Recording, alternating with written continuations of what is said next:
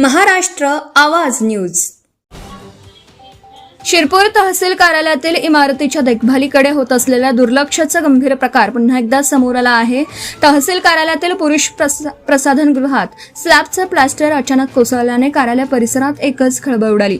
सुदैवाने त्यावेळी प्रसाधनगृहात कोणीही उपस्थित नसल्यामुळे मोठी जीवितहानी टळली. मात्र हा प्रकार संबंधित विभागाच्या निष्काळजी कारभारावर गंभीर प्रश्नचिन्ह निर्माण करणारा आहे.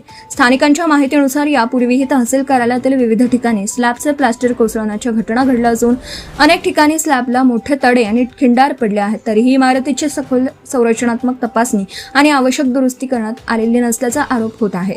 याशिवाय तहसील कार्यालयातील प्रसाधनगृहांची नियमित साफसफाई होत नसल्याने तेथे अस्वच्छता आणि दुर्गंधीचं साम्राज्य पसरलं आहे.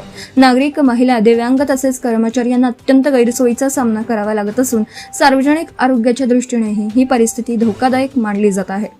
महाराष्ट्र महानगरपालिका, नगर परिषद व ग्रामपंचायत क्षेत्रातील सार्वजनिक स्वच्छता आणि सार्वजनिक इमारतांची सुरक्षित देखभाल ही संबंधित यंत्रणांची जबाबदारी आहे. तसेच कार्यस्थळी सुरक्षित वातावरण उपलब्ध करून देणं ही प्रशासनाची मूलभूत जबाबदारी मानली जाते.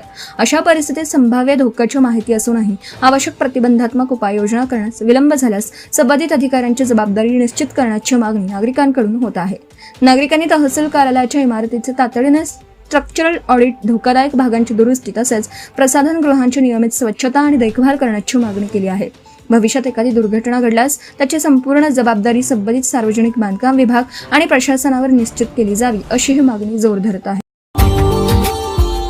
Subscribe now and press the bell icon. Never miss an update.